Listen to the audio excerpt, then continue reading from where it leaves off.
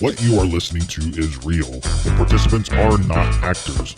They are actual litigants with a case pending in the squared circle. Both parties have agreed to dismiss their cases and have their disputes settled here in our forum, the Turnbuckle Debate.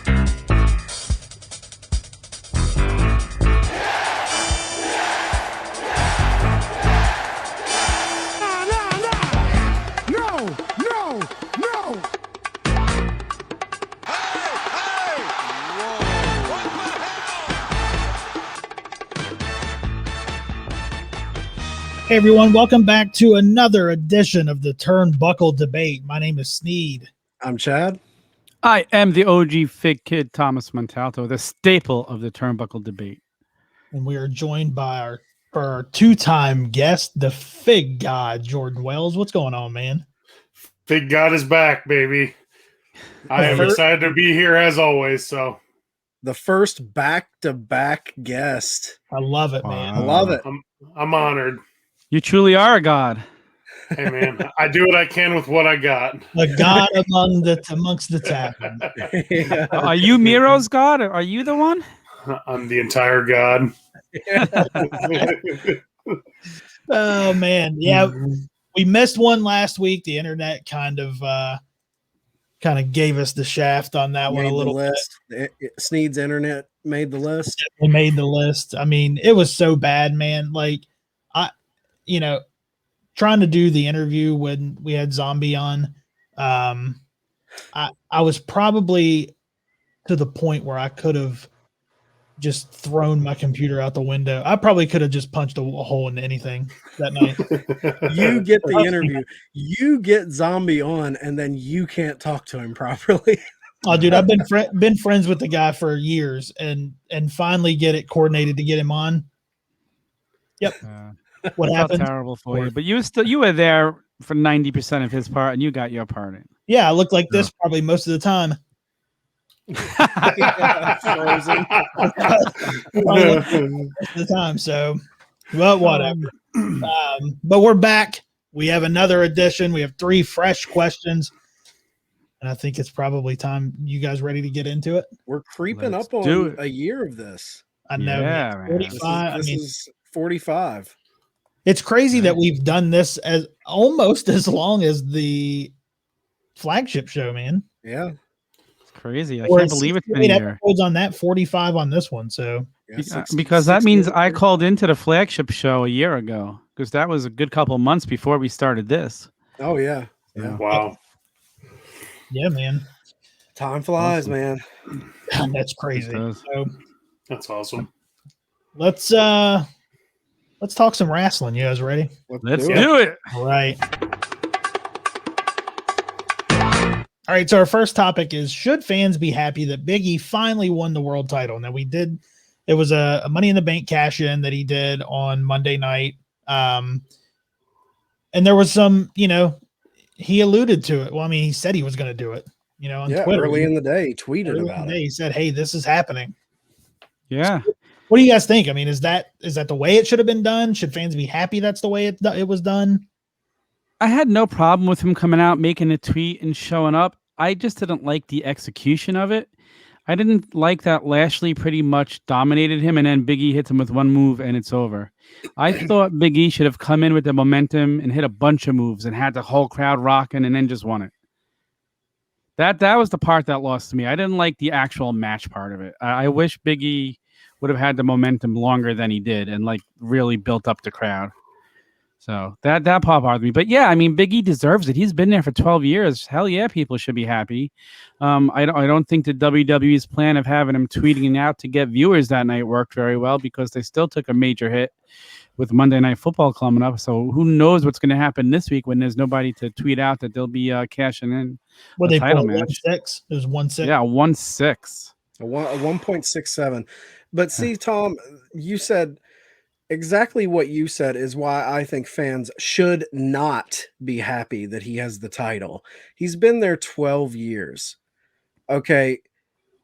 Should fans be happy that Big E won a title? Of course. I mean, Big E's a great guy. He's one of the most entertaining people in WWE.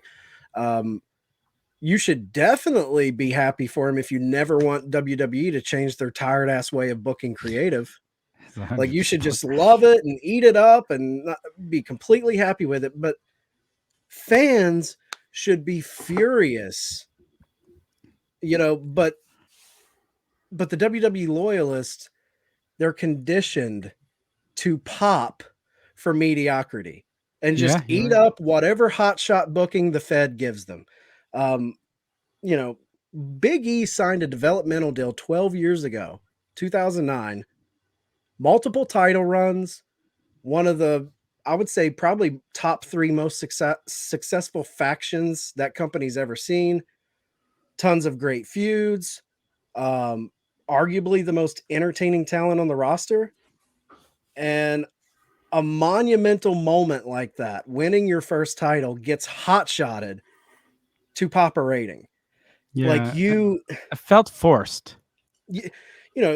There's Monday Night Football, there's AEW beating them in the ratings the week before. There's a lot of things that I think made them do that. But Big E deserved better, man. Like, they had a commercial break between his entrance to come out to cash in and the match starting. Like, he is going to cash in. He said he was going to. Let's take a commercial break. We'll come back. Like, really? And then there's no true storyline set in place outside of like the allure of the briefcase itself. Outside of him having that and he can cash in, there was no feud with Bobby Lashley. There was nothing like building up. He just shows up and there's no pomp and circumstance, no like Kofi Mania, no Mania moment, no pay-per-view moment. It was just a quick Raw win. And I know they had plans for Big E. They had it's been reported that they had plans for him, I think in October at some point, to possibly win, but they pushed it up and hot shot at an angle, and stuff like that to me is just like, I think, Monday Night Football, AEW beats them in the ratings. Mick Foley criticizes them publicly with that video. I think it made them like rush this, and it just does a disservice. Fans should be mad because, acceptance of something like that doesn't bring change. Yeah. Right. They should be mad because cheering mediocrity doesn't urge a much needed creative improvement. But most importantly, fans should be mad because Big E deserves better, in my opinion. Yeah, that's exactly. They should be happy he's champion. I was not happy with the way it was done at all. They could have even teased, "Hey, I'm coming for you, Lashley, for what you did to Kofi and Xavier." They could have started the tease with that, because they did have that whole story a couple months ago where Lashley beat the crap out of Kofi at the pay-per-view. He beat up Xavier in the Hell in a Cell. What do you think, Jordan? I think we got to dig into the whole thing of this. So to me, it looks like a panic move from WWE. AEW just had their best pay-per-view of all time a week before that. If they would have done this the night after that pay-per-view, it definitely would have looked like a panic move on their part, because I don't care what anyone says, they're panicking right now. Like, they're noticing what AEW is doing, and it's scaring the shit out of them, and it should. Like, that whole joke about, I'm just going to keep giving them talent. Like, okay, keep giving them talent and look what happens. So am I happy for Big E? 100%. He deserves the title. It's not even a question of if he deserves to win the title. It's just the way they did it. Like you said, Chad, like, they fucking put a commercial in the middle of a cash-in. Like, can you imagine if they would have cut to commercial at WrestleMania when Seth Rollins cashed in? Like, Right. I know it's a pay-per-view, so it's different. But, dude, you cannot, like, stop the middle of a fucking cash-in with a commercial. Like, all right, he's cashing in. Oh, well, let's see what our sponsors have to say about this. Like, and it left them with no time to get excited about it. That there was 5 minutes left when they came back from commercial. So you're telling me you're going to have Big E win a title in 5 minutes, and just like Tom said, they let him get squashed for basically all of the 5 minutes, and then he hits the big ending, and it's like, oh, yay, he's the champion now. Like, it just felt so rushed for something that they had so much time to plan. But again, like you guys said, WWE, they love their little hot shot thing. Like, oh, well, let's just do it tonight. Like, tonight seems like the best night to do it. And I don't know, man. It feels so weird to me that they would do this now. Like, on a meaningless Raw, like that's when they're going to give Big E the title, a meaningless Raw. Like, if they would have done it on Labor Day, at least you could have said, shit, there's probably a ton of people watching. It's a holiday. Like, right. What was the point of doing it now? Like, I just don't get it. There's a pay-per-view in 2 weeks. Like, let him cash let him cash at that. Like, I just don't, I guess I just don't understand the point of it. And then him tweeting it earlier in the day, I know what they're trying to do. They're trying to grab a rating. I get it. I just, for Big E, I feel bad for him because he deserved this moment, and it just felt like the entire thing was shit at the end of that show. Like that was my feeling on it, and it did. It felt like a rushed panic move to me for them. Yeah, I agree. It's like when they give an Oscar to an actor for a role that wasn't that good because they didn't give him an Oscar 4 or 5 times in a row, and they're like, let's give him an attaboy. You know, let's give him an attaboy. It just felt like, oh, man, I don't know. What do you think, Sneed? I mean, I mirror exactly what you and Jordan said. I mean, of course, Big E deserves to have the title, but man, the way they did it, can you imagine? Here's what I was thinking about it. Like, can you imagine? Because I know Big E did not want to do it this way. There's no way that he was on board with this. Can you imagine earlier in the day when they come to him and say, hey, tweet this out? Right. Can you imagine having to make that, like, I'd be typing it like this. What the fuck is going on? Come on, man. Yeah. He could have been doing that. He probably was. He's such a company guy, though. You know, like he's such a just happy to be here type of guy. And Chad, you were so right. You said it on a couple of weeks ago on a podcast about a guy who they could possibly strap the rocket onto to be the head of the company and be that person. And he could be if they used him right, but they're never going to. There's another thing that really bothers me is the fact that they have Lashley get hurt. Like, doesn't he hurt his knee, right? Yeah. Mm-hmm. So they weaken him. And I get there's this mentality of keep him strong in the loss. It's like, dude, this is where you put over your big new baby face. You beat the strong dude clean. Like you put him like where he's not hurt and you don't have that thing to fall back on. To me, when I see them do that, like I know that's kind of Vince booking to like have someone go out with an injury so they stay strong. But to me, when I see that, it worries me because that gives Bobby a reason to come back and possibly take the title back later on and be like, you didn't beat me clean. Now I know they could prolong it and set up the rematch. And then Big E does beat him clean, but dude, you only win the championship for your first time once. Right. You know what I mean? Like that, I guess not everyone needs to have that storybook first title, but they've set the precedent of always kind of trying to make it special for someone when it is that first win. And this just did not feel special to me. Yeah, I agree. How long does he like keep a the pawn, title, though? Oh, I know. He felt like a pawn. I'll say to that. Extreme Rules. Was it just a ratings thing? And if he loses at Extreme Rules, oh my gosh, he's not going to lose it that fast. I think he'll keep it a couple of months tops. I hope. But I hope so. I don't think he's going to be a long champion. I don't either. This definitely feels like something WWE did just to draw a rating, and then they'll find someone else to put the belt on in 3 months. It sucks, but it is what it is. And you know what sucks even worse about this is they did this to pop a rating. And the Monday before this was a 1.8. And I get it. This was the debut of Monday Night Football. Yeah. But Vince isn't going to see that. No. Vince is going to see last week was 1.8. We teased this and we draw a 1.6. He's going to blame Big E is what I worry about. Like I'm he's just going curious. to put that on Big E. Have we seen the breakdown of the hourly or the quarter hour viewers? I haven't seen that. Yeah, I'd have to look for that. I haven't seen that yet. It's Yeah. a shame, man. It is a shame. He deserves better. He really does. He's such a good guy. Do you think fans, and then we can move on, but do you think that fans kind of getting behind it and being so happy for him?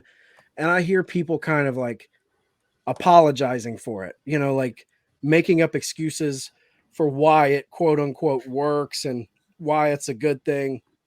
Do you feel like people that kind of dig their heels in the sand for stuff like this, do you feel like that hurts progression in this company? I feel like it does, man. When you're 100%.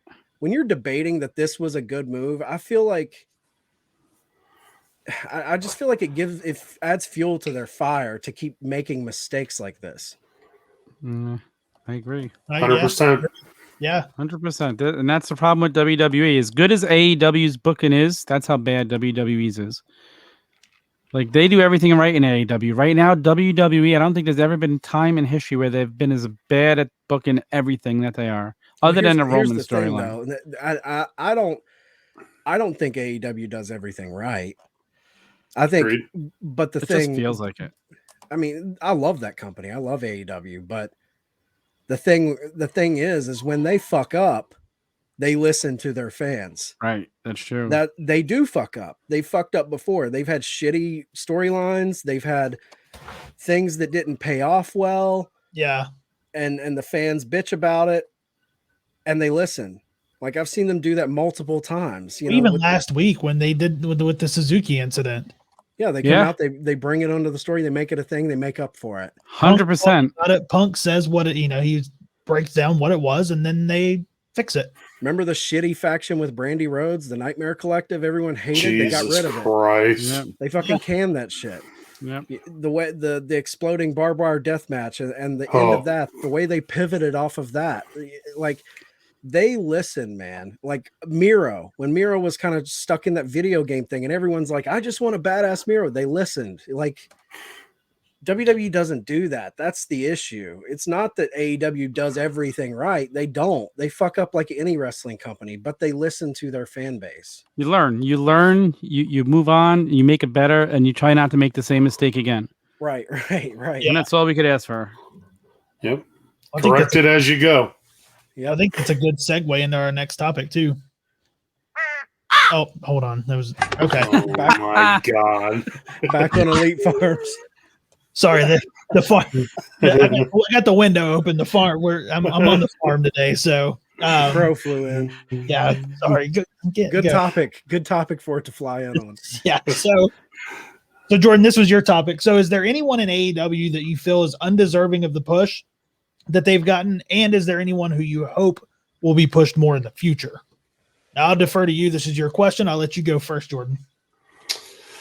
All right, so this one was tough for me on who I feel like is undeserving of a push, because I definitely feel there's a couple guys that have got one that I just don't. I've never felt it. I picked between two people. Ultimately, I chose Jake Hager. From day one of him being in WWE, I've never understood the love for this dude. I've just never got it. I know it's JR's boy, and this is JR's last recruit. I get it. What in God's name does this dude bring to the table that's like, oh man, this is what we need this week? We need this fucking dude that has a Dennis the Menace haircut out here to throw some people around, botch half his moves, and hey, listen, I'm sure Jake Hager is one of the nicest guys ever, and good for him, but that don't make you a good wrestler there, buddy. He does nothing for me. Like, he feels like the most useless person in Inner Circle. Like, I don't even know what purpose he serves at this point. They're like, oh, he's the enforcer of what? Like, who in AEW fears Jake Hager? Like, seriously, you go around the locker room and ask everybody who fears Jake Hager. There ain't gonna be one hand that goes up. Like, maybe JR's. I mean, I've never understood it, and honestly, that's why I picked this topic, because I thought about him like 2 weeks ago. I'm like, I wonder where he's been. And then I saw him backstage or something. And I was just like, God, that's where he fucking belongs, is backstage. I don't understand it. For someone I think is going to be pushed, this would require this person to be no longer in a tag team. I fucking love the Butcher, man. I love that dude. I absolutely love that dude. Am I saying this dude's going to be a main event talent? No. But, I mean, could he be a TNT champion? I think so. Like, every time I watch that dude, everything about him, the way he walks to the ring, when he does the murder walk in the ring, like, dude, all that stuff, like, it just shines to me. And he's stuck with the blade. Like, it just sucks, man. It really does. It sucks for me because I love that dude so much. I remember watching him on the indies. I'm like, I think this dude's going to do really well. And then right as he comes into AEW, I'm like, fuck, really? Damn it. So that would be my two. Yeah. What do you guys think? I agree with you about Hager, but I don't feel like they're pushing him like to be a huge star. They're not using him all the time. So as much as I don't like him, I don't feel like he's being shoved down our throat. But I definitely agree. I never liked him in WWE. I don't see anything in him here. The guy who I want to see get a monster solo push, and I can't even complain because he's being used well right now, is Ethan Page. I love Ethan Page. Yeah. That guy's straight to the moon. He's so good. And when they're ready to give him that solo push, I cannot wait for it. I mean, he's so good in the ring. His face, the faces he makes, he's so good. He's so good at telling a story in the ring. I mean, this guy has such a bright future ahead of him. I love Ethan Page. What about undeserving of a push? I agree with Hager, but like I said, I don't really feel like it's a push. Dude, he's main evented 2 pay-per-views. Granted, it's with the Inner Circle, but he was still in a main event for AEW. What are we on? We're going into their 12th pay-per-view or 11th pay-per-view, something like that. The dude has main evented 2 of them. Are you fucking kidding me? But he's always been like he's like the Sean Spears. He's the extra guy. It's not focused on him. He's just there because he's part of the team. I will say Jake is a little more tolerable than we the people, Jack Swagger. Yeah. Like, yeah. I mean, that's not hard. I'm not a big fan of Jake Hager, but he is what he is. Like, if they were giving him mic time and all this, then I'd be like, good God, get this guy out of here. But he just stands back there. He's quiet. And Jericho has put him in a couple little tiny comedic spots that popped me huge. Yeah. Like, there was one thing in the ring when they were all cutting a promo, and he just goes into this rant about like killing and decapitating someone, and all the other dudes are just standing there like, Jesus Christ, you never talk, and when you do, like, that popped me. But like, so he has got some positive things more for me, other than, or I should say, he's entertained me more than Jack Swagger. Okay, fair. But for me, it's funny because hold on, Chad. Before you go, Tom never. I want to know who Tom thinks is undeserving of a push. Oh, yeah. I agree with Jake Hager. But you don't have one yourself? That was yours? I can't stand a guy. I really can't stand a guy. Okay. Jake Hager, not a future Turnbuckle Tavern guest. When I saw him show up in AEW, I'm like, why is he here? Please, no. No, we're looking for sessions. Yeah. Yeah. Your next guest. Tom, can I come on that? Tom, can I come on that one? I got some questions for him as well. Yeah. Here, let's just lead from the top. Why do you fucking suck? I have such a joke, but I don't want to be a jerk. I want Zeb Coulter back. I don't want to get canceled. It's funny because you guys picked 2 of the people that was on my list for pushed more. Interesting. I had Ethan Page on there. I had Butcher on there. I think Butcher is the quintessential pro wrestler. Like, if I was a 6-year-old kid writing in my notebook, drawing what I thought a pro wrestler was supposed to look like, it would look like Butcher. Yeah. The trunks, the wild fucking hair, the crazy ass mustache and mutton chops. Like, that dude just screams pro wrestler to me. I'll say my runner up is Bear Country, the tag team. I would love them to get more involved in some of the top matches with some of the top tier tag teams. They're 2 young big guys. I think they could be fun. They're out of Create a Pro, Brian Myers' gym. You know, they've got chops. They're really young, so I hope they get a good push. But number one for me, who I want to be pushed more is Andrade. They've set him up nice. Kingpin. They've been laying the foundation, but I want to see him in matches with like top guys. I want to see him Omega. I want to see him Bryan Danielson. I want to see him and CM Punk. I want to see him and Adam Cole. Like he needs to be booked like a main event guy. So I hope they push him into that point.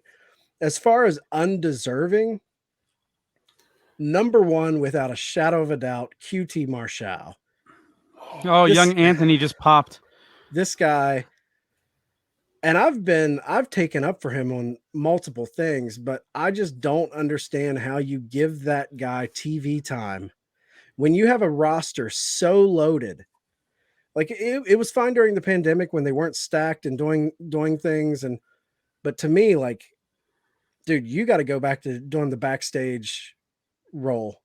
Like you are not a TV time guy now. Yeah. There is no room for you. That whole storyline with him, with the factory versus the Nightmare Factory, when they first did that, I was kind of into it because I was like, oh man, they're doing something serious here. And then they just botched it all to hell. Like, so QT Mart with Brandy Rhodes also. I think every push she's gotten, which she's been out of the picture, so I'm unfairly picking on her, but she was never a wrestler, and they were trying to present her as a wrestler.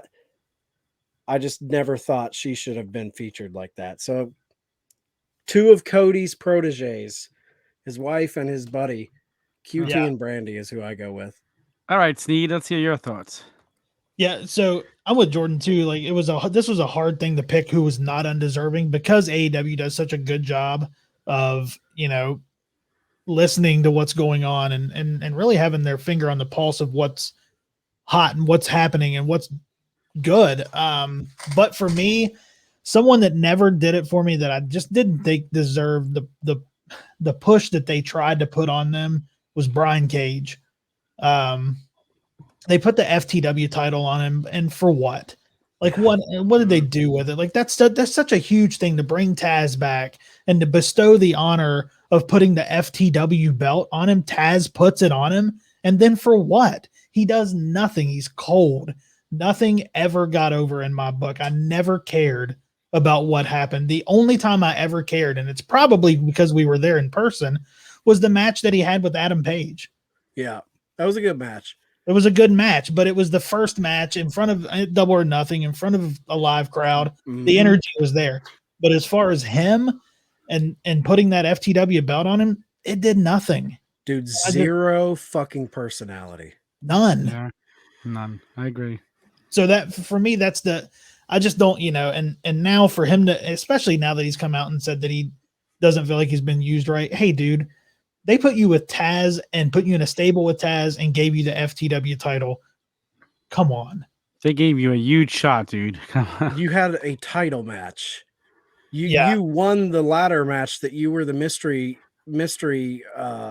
participant in. He's had so many chances to get over, and then him and his wife go on Twitter and bitch about how they're being used. It's like, dude, come on, man. Yeah. Like sour grapes. So yeah, that for me is undeserving. Now I'm gonna stick with Team Taz, and the person that I'm gonna pick for a push is Ricky Starks, man. Yeah. I want to see that dude. That dude has so much. He oozes charisma. That guy has from his entrance music just to the way he is. That guy has it, and I feel like putting him in a program with somebody where he can trade promos with. I think it would be a huge thing. I think it would get over really hard. So Ricky Starks would be the person that I would like to see pushed. And it's so funny because I have a list of people I'd love to see push of their young guys.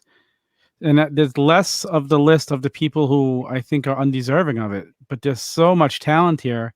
It's so exciting. Like Dante Martin, look how good that guy looks. Max Caster, like he's friggin' phenomenal. There's just so many young people. I can't wait to see what the future holds for. Yeah. Yep. All right. So let's move on to Dang it. Okay. All right. So our final topic of the evening. Should Danielson and Omega be fighting at Grand Slam with no title on the line? Oh man, this is a tricky thing because this is like the first time we're seeing AEW do something like this. But like you have a special event coming up, so I feel they're just trying to do something special for the huge crowd, the New York. I mean, we know it's going to be an amazing match, but you know, Bryan Daniel's been there for 3 weeks, and all of a sudden we're getting it. But this is AEW booking, so I'm kind of torn. Like I love it. I love that we don't have to wait, but wouldn't it have meant more if they built it up to be for the title when they were ready? Like if the New York show wasn't this week, do you think it would have happened this fast? No. Yeah. Not at all. No. But they absolutely should be fighting at Grand Slam with no title in the line. Absolutely. Yeah. This to me is AEW booking at its best. And unlike the Big E situation, you're giving the fans exactly what they want without sacrificing long-term story that you've already put in motion. I'd be mad if the title was on the line. I would be too. I would agree with that. They've already set into place this ethos about you have to earn title shots. So they're honoring that. But everyone wants Omega and Bryan Danielson. They're not having us wait. And also, Omega is tied up in the story with Hangman. To me, he has to be the one to take the title from Omega. Yeah. So it's like you're giving fans this dream match. And when you have an inaugural event in New York City with close to 20,000 fans, and you're giving us one of the top dream matches in the business, but you're not cutting off your nose to spite your face and ruining long-term booking, that's a genius move. This is why I love AEW. And think about the story that it could tell, because it's no title on the line. They could just go out and have a wrestling match. No interference, no need for people to come out and help Omega. Like, it's going to be phenomenal. I think it's just going to be amazing. It's so, like you said, it's perfect AEW booking when you think about it. Yeah. They're giving us what we want without sacrificing what they do. Jordan? So I talked about this the last episode I was on with you guys about how much I enjoyed 90s booking, because there didn't always have to be a storyline around every match. Like, we can have a one-off match that's a really good match. It's perfectly fine to do. This is the reason I think that AEW is going to succeed, because they give shit like this to the fans. You cannot have a 20,000 seat arena in a tennis arena. It's outside. And not give the fans what they want for that show. This needs to be really good. And my other thing is, we don't want to talk about it, but let's talk about it. Daniel Bryan could get injured at any fucking time. You have to make sure we see this match. You cannot not give us this match. Like, let's just, for the sake of argument, let's just say Daniel Bryan makes it a year in AEW, and he's like, man, my body just is not holding on, and we never got this match. Like, can you imagine how pissed off people would be if we didn't get it? Give us the match we need right away. Daniel Bryan doesn't need a warm-up match. We can go right into it. Like, he's not taking a 7-year break. Like, he's ready to go. So give the fans what they want. This is the main event we deserve on a weekly television show. Like, I love that AEW is not afraid to give us like a pay-per-view match on a weekly television show. WWE does this too. The problem is they just go back to it over and over and over and do the same match. If this is truly a one-off and we don't get Omega and Bryan again till way down the road, this is phenomenal booking. Yeah. But I will say this. If we get this match and then they wrestle again in like a month in like a tag match or something, this fucking sucked. Just my opinion. You cannot get into the habit of you just have the same guys in the same matches over and over, because then it ruins the specialness of Wednesday night, because I think it's going to be phenomenal. I mean, there's no way those guys don't kill it. Yeah. Yeah, I think, I think with this match, we're going to get this match, and this is just, which they've done this with Daniel Bryan since he's come in. Like, they debuted him at All Out because they were scared with the pandemic that Grand Slam wasn't going to happen. they got him in. And now with Omega, Jordan, I like your point. Like, they're getting this match in now just in case he can't go in the future to have this match, and everybody wants this match. So I like that they're giving it to us now. Now with this match, what I think is going to happen, I think we're going to get this match, and then I honestly think Paige probably shows up during this match. Yep. Yeah, I think he shows up in That this makes match sense too. to me. Yeah. And I'm fine with that, honestly. Like, Yeah. all right, so this doesn't have a storyline around it. Now give us the real storyline right after that match. Right. Exactly. I will say I listened to Chick Foley today, and Seth thinks there's going to be a schmoz finish, which there could be a run in some degree or another. I don't disagree with that. And Marco said it may end in DQ. Dude, AEW's had like one DQ since its inception. They do not do DQ finishes. They do. I don't see a DQ finish. Yeah. I think it will be clean. I think we could see Hangman afterwards. We could see Cutler come down to the ring with some shenanigans, but I don't think it's going to be a DQ finish.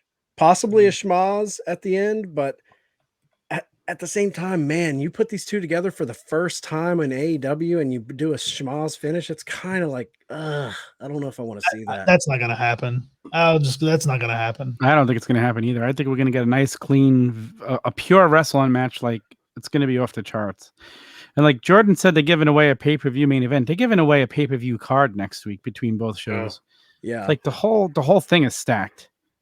I do like the theory that, getting it in now because of Daniel Bryan, but I do think the thought that Daniel Bryan's body is broken down and he gets injured a lot, that is from a time when he was wrestling all the fucking time in WWE. Sure. Like their schedule 5-6 nights a week. Yeah, like AEW, they only wrestle, say they wrestle on every Dynamite. That's 4 matches a month. Yeah. And they don't wrestle every Dynamite. So he might wrestle twice a month. Dude, his body, I feel like this is the best place for him because he's really going to get to rest. Yeah. He's not going to get beat up. Yeah. I can't wait to see us get the Bryan Danielson without the overprotective boss, making sure he doesn't get hurt. Yeah. But again, what will that equivalent to for his body? Will it be anything, or will he be? I suspect he'll be fine with all the rest time. He just had a bunch of months off, like you said. He'll be wrestling maybe once a week. Yeah, and you can't. I mean, I feel like people look at AEW like it's the fucking Wild West, and they're just down there beating the shit out of each other. Where Tony Khan does run an NFL team. Like they know what it's like to take care of their athletes. It's not like they're down there letting these guys just go injured. And I don't know. I think that's a little this outlaw mud show type of mentality that people look at AEW with. It's like, dude, they have Doc Sampson, the medical personnel guy who was responsible for saving Jerry Lawler's life when he had the heart attack. That's their top medical official in AEW. Like, they have good dudes there. Yep. I guess I wasn't saying like I think Daniel Bryan's going to get injured. That's not what I'm saying. It's more of he's not a young man. He's definitely not. And the only thing that makes me a little nervous, and Tom alluded to it, the pace that he's going to wrestle in AEW, because they're not going to make him slow it down. And he's going to do his suicide dives through the ropes. And you can tell when he was doing them at the end of WWE, it was slower. I find it really hard to believe on Wednesday night when he does a suicide dive, he's going to slow it down.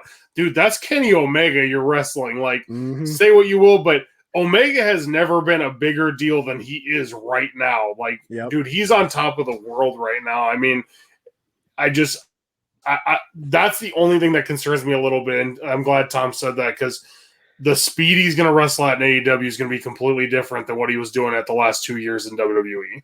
You're 100% right about that, man. Like, because not only is the cuffs off and he doesn't have Vince like protecting him, but he's going to be looking to fucking prove a point. He's going to be wrestling with a chip on his shoulder. He's going to be trying to show people like this is what I can do when the chains are off. So yeah, I agree. That's the only thing that, yeah, he isn't going to wrestle as much, but when he does wrestle, he's going to have the pedal to the metal. Yeah. I can't wait. I can't wait to see I think it. it's great that we're getting this match now. Like, they're giving everybody what we want, man. It's a dream match. Yeah. It is a dream match. Yeah, Wednesday night is going to be that's a special night. Like I told my wife last month, I was considering going to this show, just flying up to New York for a day and trying to go. I'm really upset I'm not going now, but I mean, I'm still excited to watch it. So, Tom, are you going? No. Okay. I thought about it. Man, that's going to be a special. How far are you from there? 2 hours and 15 minutes. oh, Oh Tough, man, that's tough. we're gonna get a text on Wednesday morning. It's like, I got tickets. That's a possibility. Come to the I'm show. not gonna lie, that's a Yeah, possibility. Dude, You never know. I would be going. I would have to. I think there's like 1,000 tickets left. Is there really? $9.99 after Tom buys his. Yeah, I think they opened up seats and they think they're going to announce more matches tonight on Rampage, and supposedly they think it's probably going to sell out in the next few days. what a show, man!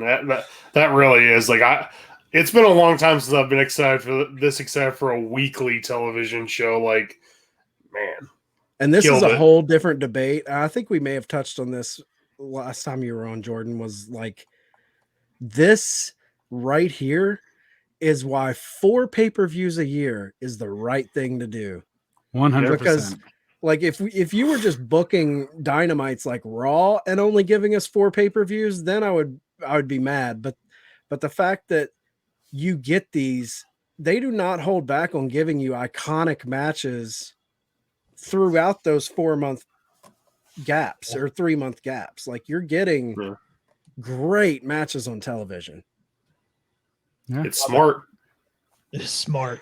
It's Very smart. Genius. It's smart book, and it gets people excited. Like that sign showed the sign I texted and posted on Instagram. I'm in love with wrestling again. Thank you, Oh, Tony yeah. Khan. Dude, if WWE only had the Rumble, Mania, SummerSlam, and Survivor Series, that company would be Yeah. so awesome. And build to those 4 events. Oh, it'd be so good. They forgot how to build, though. You know, it's the same thing week after week after week. It's rematch. Now I'll put these guys against each other with tag teams.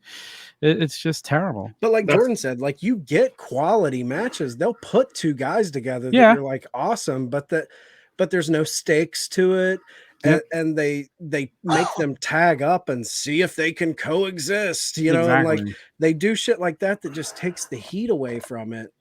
Where The monthly pay-per-views are a crutch, I think, for them, honestly, at this point, because they don't have to do a long build for these matches anymore. They can do a 2-week build if they need to. Like, AEW has to build. They don't have a choice, because you roll into a pay-per-view and you don't have a main event 2 weeks out, dude, people are going to be like, what the fuck are you doing? You've had 3 months to book this. Like, why are we just now getting to this point? With WWE, they're like, well, we only have 4 weeks between pay-per-views, so what do you expect us to do? right. Yeah. That's why every match at All Out was a solid story and a solid match. Yeah. Everything meant something. Like, it was built perfectly. There were stakes. So true. And it's funny too, because some of them, it's not that every single match on All Out was this 2-3 month build. For instance, Moxley and Kushida. Yeah. They didn't have months of that, It's like 3 but it weeks. still had meaning. It was like Moxley against New Japan. There was some built-in thing that didn't take a long time to build it, but it worked. Right. And that's the little seeds AEW will plant that give you a payoff months down the road. Right. Yep. So. All right, fellas. Well, I can't wait for Wednesday. I think it's Yeah. Oh, All I'm right, so there you go. excited for Wednesday. yeah. Yeah. Well, anybody have any final thoughts before we wrap it up for the evening? Let's get to Wednesday, man. Get to Wednesday. Thanks for having me again, boys. Yeah, definitely. Yeah, Plug man. yourself. Let them know where they can find you. You can find me on Instagram at the Fig God. That is the only thing I'm going to plug for tonight. All right. That's the only thing that matters. The Fig The God. big god. Good God. All right. Well, we're going to wrap it up for the evening. Okay. Here we go. Hit the right one. Close that the time. window. Yeah, Close the window, man. Yeah, the weather's nice. The crows are flying in. So, Tom, get your stuff in. The OG Fit Kid Twitter and Instagram Turnbuckle Sessions returns this Wednesday. Oh, yeah. All right. Court is dismissed.